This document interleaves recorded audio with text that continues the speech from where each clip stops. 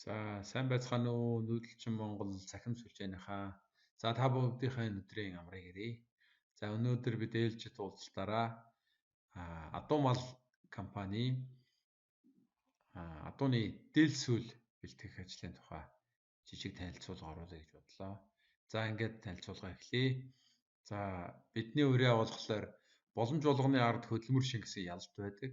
За, тэгээ ялалт болгоны ард доктортой хөгжлийн ирээдүйн нууцдаа гэж бидний танилцуулга эхэлье. За, тэгээд адуу мал компани захирлууд бол Давд Ор Загдхүү адуу мал компани гүйцэтгэх захирал тэгээ Матей Ван Стаден гэдэг голландсан иргэн энэ хавцад компани ерөнхий захирал хүмүүс байдаг.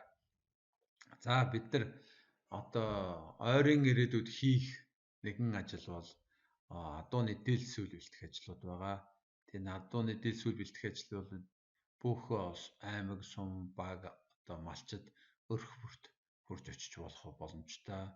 Тэгээд өнөөдөр энэ намар цаг ирж байна. Одоо удахгүй тун удахгүй хүүд орж идшний цаг эхлэн тэгэхээр бүгдээрээ боломжоор энэ малчтынхаа гар дээр байгаа баялагийг одоо экспортын бүтээгдэхүүн болох энэ шатыг бүгдээрээ нэгтээд нэг санаатаагаар хийж болох нь уу гэдгийг бүгдээрээ нэг бас туршиж үзье. За, ингээд адууны дэлсүүл бэлтгэх ажлаас танилцуулъя. За, юуны өмнө тоон мэдээлэл та нарт бас хүргэж бодлоо. Өнгөрсөн онд болохоор Монгол улсад 4.2 сая адуу тоологдсон байт юм байна. За, тэгээд жилд 300-аас 350 мянган адуу хүнстэнд хэрэглэгдээ гэсэн тоон мэдээллийг одоо энэ манай холбогдох байгууллагын веб хуудас буюу цахим сүлжээнээс нь олж авлаа. За, Монгол улсад бол одоо хэмжээнд бол дунджаар адууны дийлийг 300 тонн, адууны сүүл 100 тонн түүхийд бэлтгэх нөөцтэй. Бид тэгээд өнгөөр нь ангилж угааж ариутхан багцлаад гадны улсууд экспортлдог юм байна.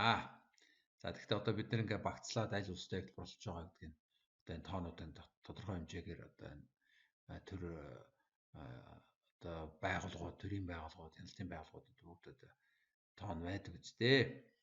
Тэгээд бид бол ерөнхийдөө адууны дэлсүүлээр юу хийдэг вэ? Цаашдаа бид нар үйлдвэрлэлийнхаа хүчин чадлуудыг нэмэгдүүлснээр ямар бүтээгдэхүүн хийж чадах вэ гэдэг дээр бол за уран зургийн биеэр гол бийт орд юм байна.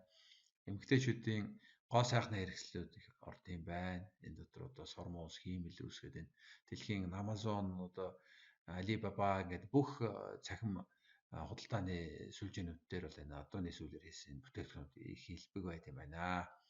За, тэгэхээр монголчууд бидний морин гурын чавтас одоо дэлхийн нийтээр бүх одоо чавтас хөгжинд бол энэ адууны одоо яг сүүл нь хэрэглэж болдог. Тэрэн дотроо цагаан адууных хэрэгтэй байдаг. Бид бол одоо сүүлийн үед бас энэ одоо ид шидэд морин хуурынхаа чавцыг одоо урдаас авч хэрэглэдэг болсон. Зарим тохиолдолд бол баг хиймлийн синтетикийг хэрэглэж байгаамаа.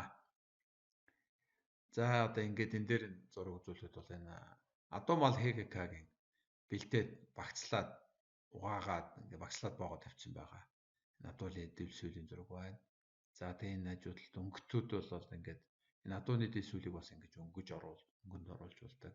Гэхдээ энэ болтлоо мэдээж хэрэг их олон шат дамжлага дамжих хэвээр. Та бүгдийн гар дээрээс эхлээд талд үүж явсаа адуу ингээд тал дээр дараа нь ингээд үйлдвэрлэлийн явц ингээд дамжаад ингээд ирээд бүтээгдэхүүн болтлоо бас зай авдаг юм аа. Энийг хэдүүлээ бас сайн бодолцох хэрэгтэй. За, юуны өмнө адууныхаа дэлсүүлийг адуу гаргасны дараа адууныхаа дэлсүүлийг багцалж бооно юуны дөрөнд. За, хоёрдугаарт бол арьснаасаа салгаж авна. Тэгээд тэрнийхээ дараа бол одонгоосоо мах яснаас нь салгаж аваад давслаад тэгээ багцлаад боож тавих бол нэн чухал асуудал. Нэн тэргүүнд хийх хэрэгтэй асуудал. Энд л энэ жижиг зураг дээр нь бол ингээд гурвуулна ингээд багцлаад хурдан мөлийн сүүл шиг ингээд багцлаад уйдсан байгаа.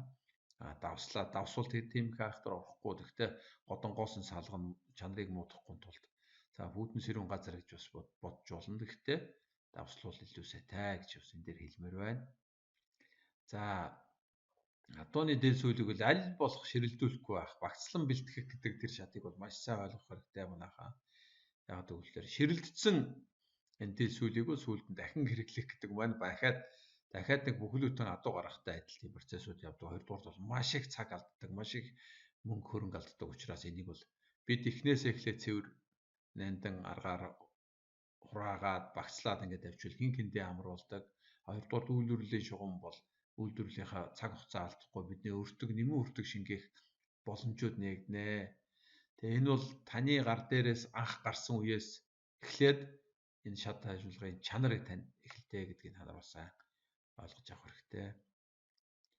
За тэгээд үйлдвэрлэлийн бэлтгэл дамжлага байна. За одоо бид нар хаа байдгийн одоо айлаасаа суман дээрээ сумнаасаа аймаг руу аймагасаа хот руу гэх тэгээд үйлдвэрлэл дээр очиод угаагаад самнаад цэвэрлээд ингээд процессыг ийм нэг үйлдвэрлэлийн бэлтгэл дамжлагууд бол нэлээд явагддаг. Мэдээж хэрэг хэр устай гэхэд ингээд арилгаад галж иртлээ их дамжлага дамжнаа. Бидний дамжлагуудыг аль болох богинохон болгохын тулд бид эхнээсээ дэг журамтай докторсон стандартаар цэвэрлээд бэлтгээд явах юм бол бидний ажил цаашдын ажил бол ер нь их амжилттай явагдана гэдгийг энэ дээр бас дахин зохон тэмдэглэмээр байна.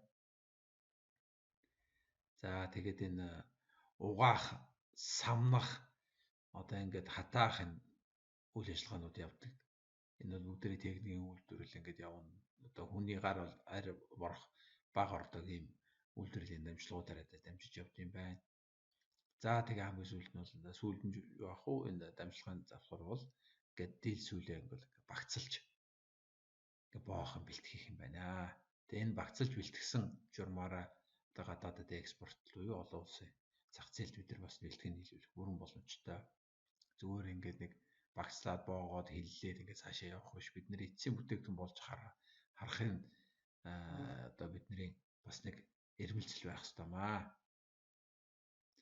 За мэдээж хэрэг адууны дэлсүүл гэхлээрээ л одоо юм өнгөхгүй байхатай биш.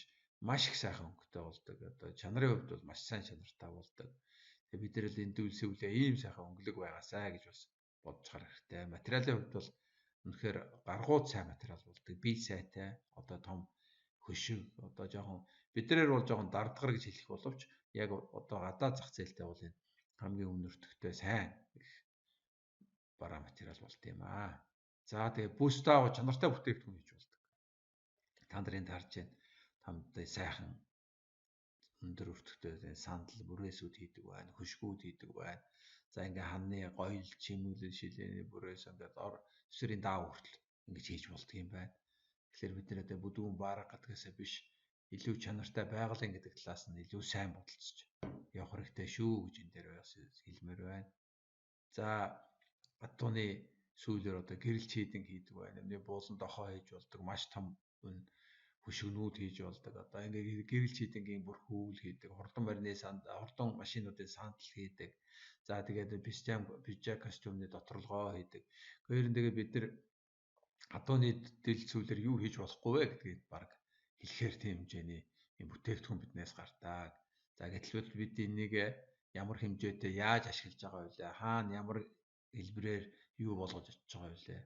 Бүгдээрээ нэг докторсон гар шигээ бүгдээрээ нэгтгээд нэг журмаар явуулаад нэг газар хүргэж чадвал бид нэр хаанч ямар ч үед энийг хийж болно гэдгийг одоо бид нүүдэлчин Монгол цахим сүлжээнийхээ нэг үзүүлэх хэрэгтэй байна. Монголчууд бид нэр хаашаа л бол хаашаа гаргаж болно гэдгийг одоо өнгөрсөн жилийн энэ жилийн одоо адууны 2000 арьс гарсан энэ замаар бид дахиад өөр юмуудыг хийж болох уу гэдэг байна. Мэдээж хэрэг энэ амрагууд аваа олон юмнуудыг бид давах ёстой. Бид нартай сөрөг өцөлдөгч хүн байгаа, дэмжигч хүн байгаа. Гэхдээ бүх юмний ард бол зөвхөн хүн та өөрөө байдаг учраас энийг нэгдвэл нэг санаатай байсан тохиолдолд биднэрт одоо мэдхгүй чадахгүй зүйл бас үгүй болох юм аа гэдгийг бас хэлж сануулмаар байна. За тэгээд та бүхэндээ анхаарал тавьсанд баярлалаа.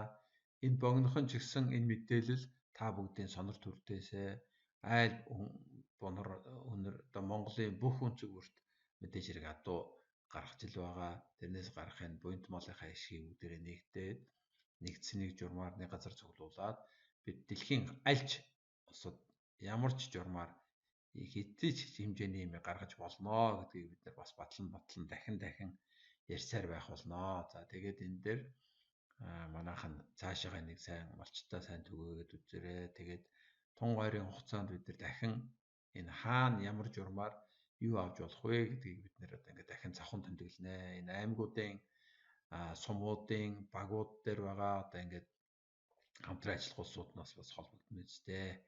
За ингээ баярлалаа. За энэ нэвтрүүлгийг төр ингээд зогсооё. За баяртай.